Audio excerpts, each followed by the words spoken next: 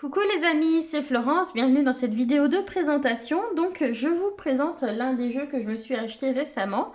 Donc je l'ai acheté d'occasion, il s'agit du White Fox Oracle de Sabine Casassus. C'est un jeu qui était sorti en 2019 en auto-publié et je l'ai vu sur Vinted pensant qu'il n'était plus édité. Je l'ai acheté via Vinted.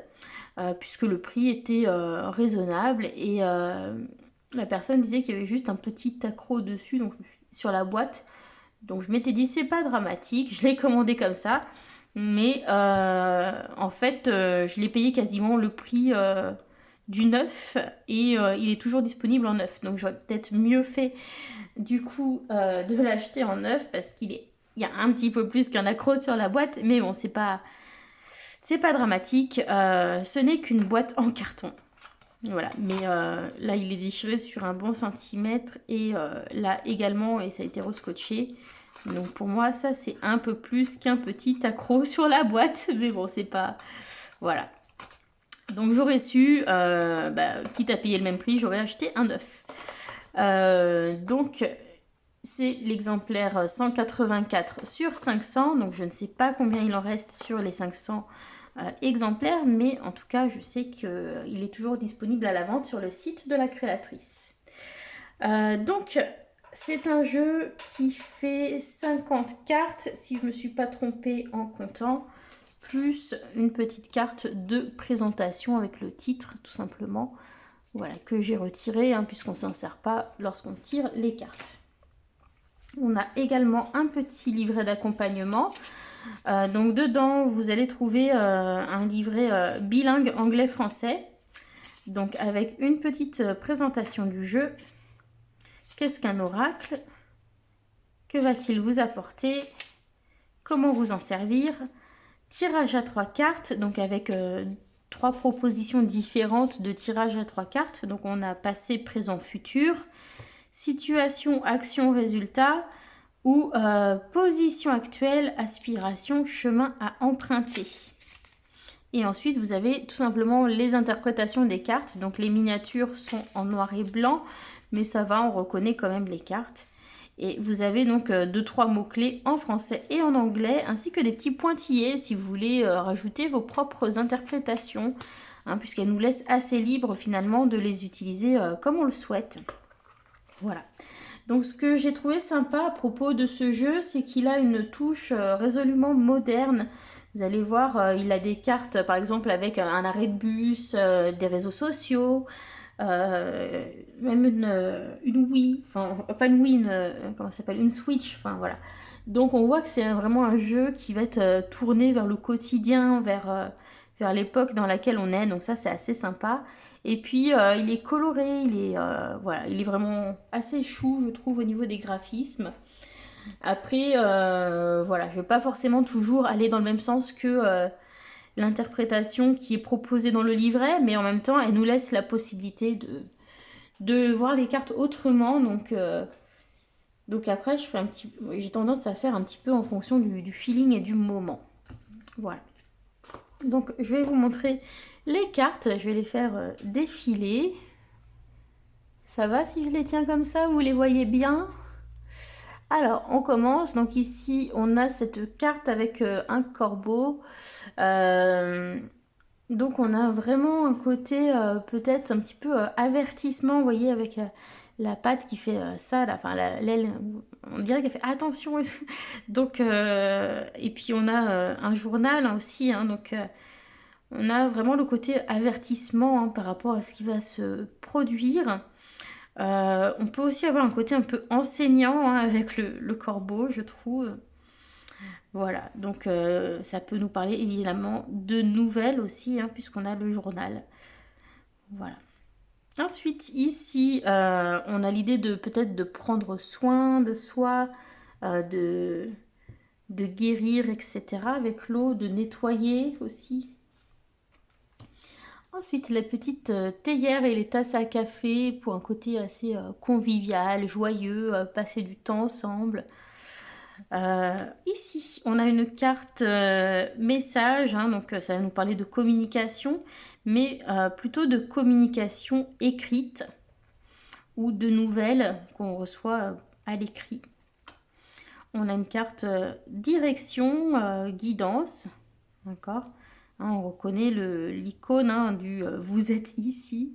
Et puis ici, on a un symbole nordique hein, qui est un symbole de protection pour les voyageurs. Donc ça nous parle de voyage, principalement de direction à suivre, etc. On a la pluie, donc la pluie qui peut représenter plein de choses. Hein. Ça peut représenter le fait de pleurer, ça peut représenter les émotions, la purification. Enfin voilà, on peut donner plein de significations à cette carte. Ensuite, une carte qui peut nous parler d'équilibre. Les étoiles hein, pour les souhaits, l'espoir, la tranquillité, la nuit aussi, le soir. Une console, hein, donc je vous disais vraiment le côté très moderne hein, qui va évoquer le côté divertissement, loisir, amusement. Des nuages qui peuvent parler de lâcher prise peut-être. J'aime bien associer le lâcher prise aux nuages ou de situations passagères aussi, hein, comme dans le Normand. Ici, on a une renarde hein, qui a une petite flamme dans le creux de sa main. Donc la flamme, hein, ça va nous parler d'inspiration, de passion, mais on a aussi le côté renard, hein, rusé, intelligent. Moi, je vais aussi associer le renard au travail avec le Normand. Donc voilà, on peut avoir plein de différentes couches hein, d'interprétation avec ce jeu. Ensuite, ici, on a une petite basket avec les petites ailes. Ça me fait penser au dieu Arès, hein, le dieu des messagers. Donc ça peut nous parler encore une fois de messages, de nouvelles, mais aussi d'exercices, de sport, de se dépêcher peut-être aussi avec les baskets. Le balai, donc ça peut nous parler de nettoyage, de choses répétitives. Et puis bon, bah, les significations qu'on attribue au balai aussi dans le Normand. Le parapluie, pour moi, ça évoque la protection et puis aussi la préparation, hein, puisque voilà, on est préparé au fait qu'il y ait de la pluie.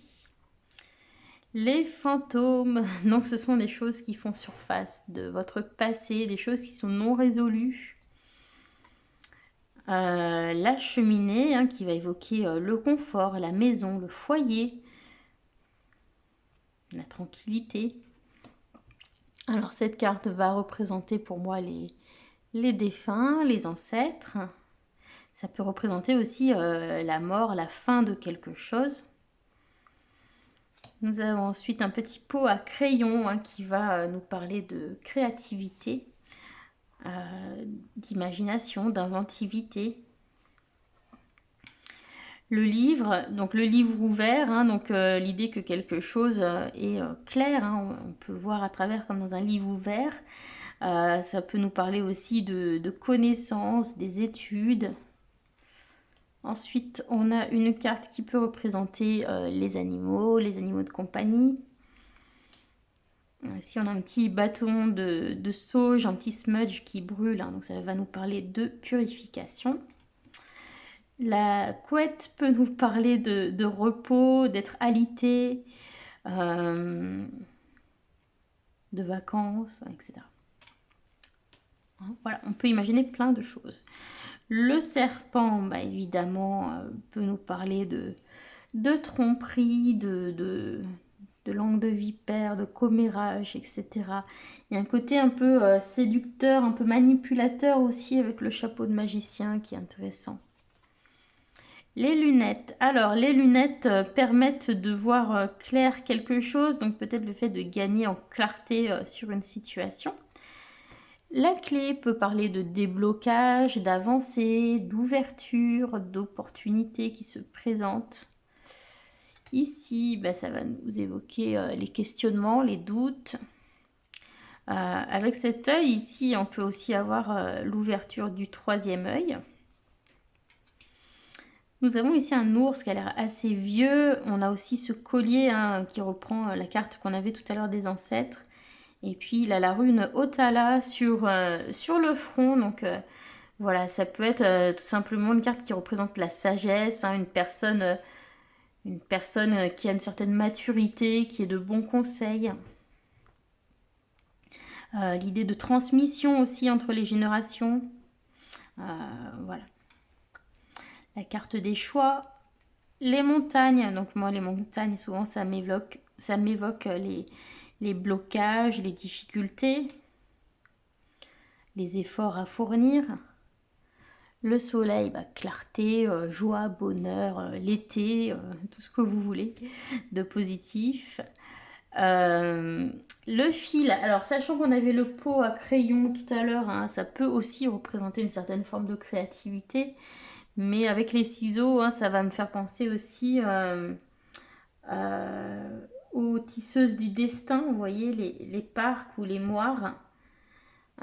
Donc voilà, l'idée de destin, de destinée, peut-être.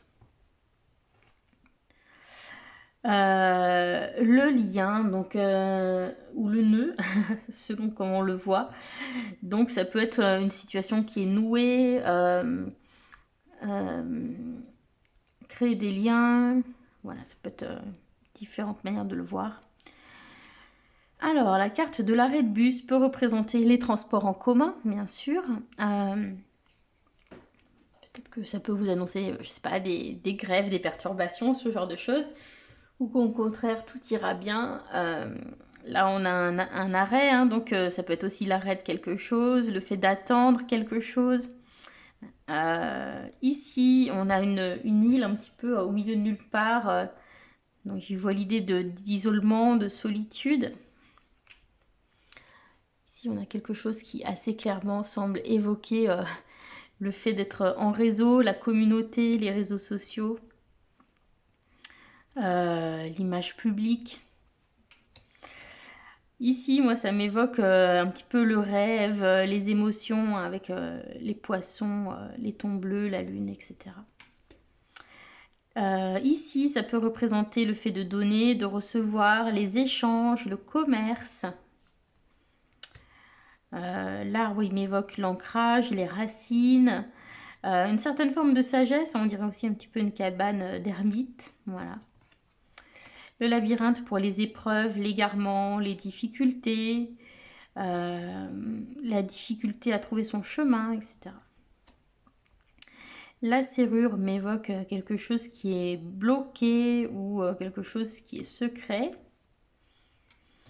L'encens pour la spiritualité, pour les prières, pour la méditation, le calme, la détente. Le petit cupcake va représenter la gourmandise, les petits plaisirs. Ici, la difficulté peut-être à voir les choses telles qu'elles sont, le manque d'informations, les illusions. Avancer dans le flou. Ici, ça m'évoque vraiment la douceur, la tendresse, la bienveillance, l'amour de soi. La petite pousse, bah, c'est le potentiel, c'est le début de quelque chose, c'est ce que l'on sème. L'écharpe. L'écharpe, celle-ci, elle m'évoque quelque chose de... Alors, ça peut m'évoquer l'hiver au niveau des saisons. Quelque chose d'un peu rassurant, sans doute. Quelque chose derrière lequel on se cache, peut-être aussi. Les boules, alors c'est les fameuses boules qu'on secoue pour avoir des réponses. Donc, c'est peut-être justement le fait de devoir chercher des réponses... ce genre de choses, demander de la guidance. La licorne, alors la licorne, j'ai vu que c'était une carte joker dans le livret. Ici, on a une autre carte communication, hein, puisqu'on en avait une tout à l'heure qui était plutôt communication écrite avec la petite lettre, le petit message. Là, on va être davantage dans la communication orale et les nouvelles. Ici, on a des petites étincelles de lumière, hein, donc voilà, l'étincelle qui déclenche quelque chose, l'étincelle, voilà, une passion qui démarre, une forme d'enthousiasme, l'éparpillement aussi, ça peut être, hein, les étincelles.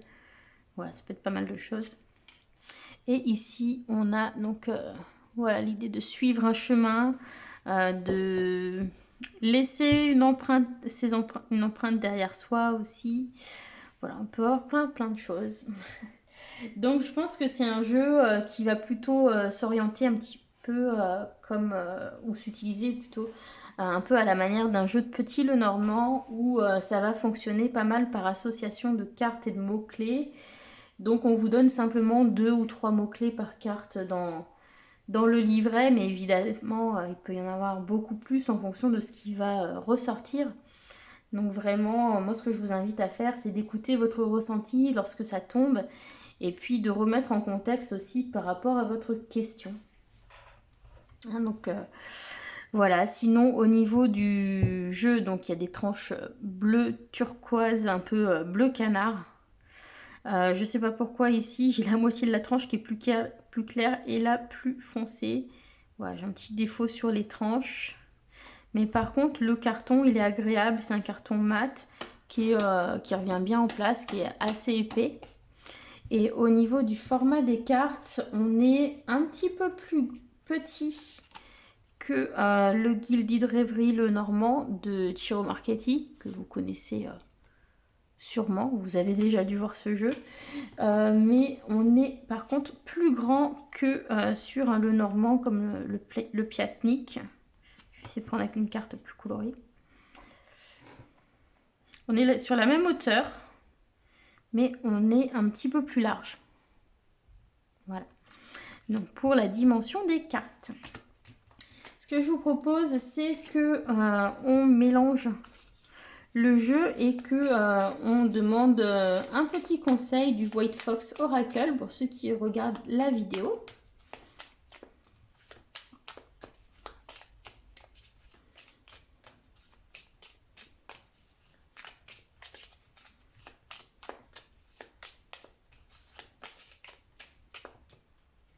Hop.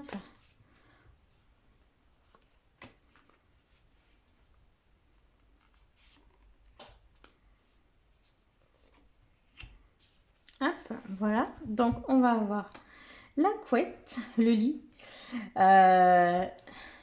les pinceaux, la créativité et l'encens. Donc pour moi c'est une invitation ici à se détendre, à se reposer, à s'amuser, à créer, vraiment à prendre un peu de recul par rapport au quotidien et s'accorder du temps pour peut-être du temps, peut-être si vous êtes en vacances, hein, ou du temps de repos, voilà, pour faire des choses qui vont vous détendre et vous vider un petit peu l'esprit.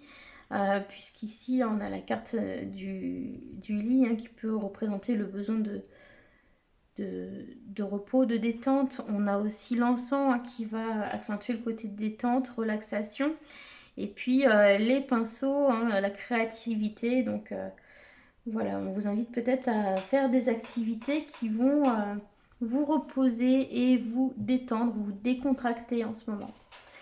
Donc voilà, ça c'est mon interprétation. On va regarder dans le petit livret les mots-clés qui sont proposés. Alors, donc ici, dormir, rêve. Ok. Ensuite, les petits... Alors, pour le dernier ici, donc c'est méditation, prière.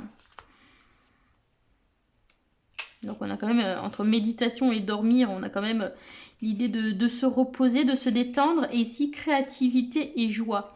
Donc voilà, hein, c'est pour moi, voilà, ça indique que pour peut-être aussi pour être plus créatif, vous avez besoin d'être plus reposé et plus détendu.